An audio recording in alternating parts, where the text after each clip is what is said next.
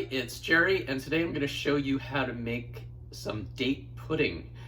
And this is going to have sort of a butterscotch sauce to go with it.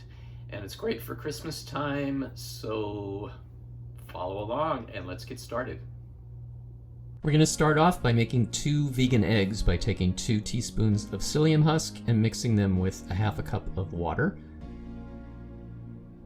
Mix that together and just let it sit for a minute to thicken.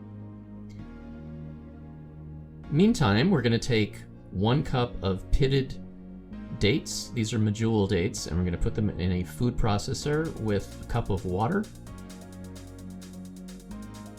And then we're going to grind everything together until it forms a nice smooth paste.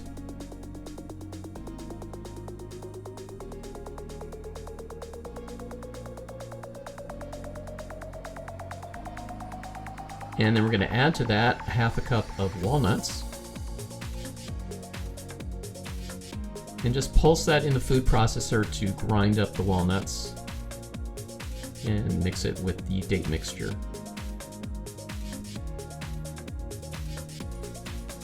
And then just set that aside.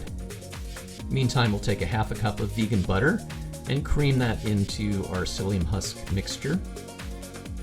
Add a quarter cup of dark sugar. Continue creaming that all together. And then we're going to add a teaspoon of vanilla extract and mix that in. Now with our dry ingredients, we're going to use 1/3 cup of brown rice flour, 1/3 cup of millet flour, and 1/3 cup of arrowroot starch. And then a tablespoon of baking powder and a 1/4 teaspoon of xanthan gum. And just mix that all together until it's nice and even. And then just beat it by hand for a minute, just until it starts to thicken a little bit. And then we can add our date mixture into that. Mix that all together until it's nice and even. And then we're going to pour the batter into a 9-inch springform pan which has been sprayed with oil. Just shake it to even everything out and bake it at 350 degrees for about 40 to 45 minutes.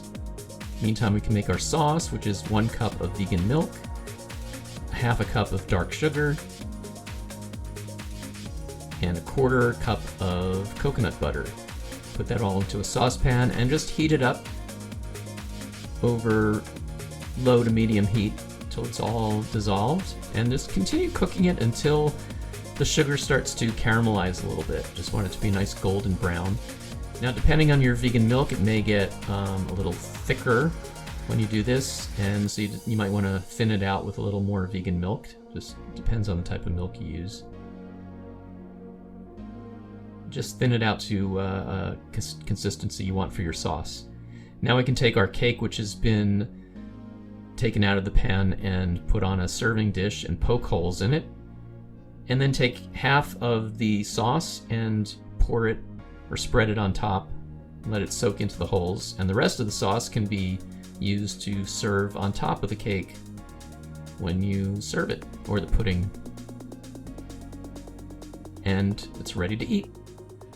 Thanks everybody for watching, and have a happy holiday, and tune in next time for some more recipes. Please like and subscribe to the channel too.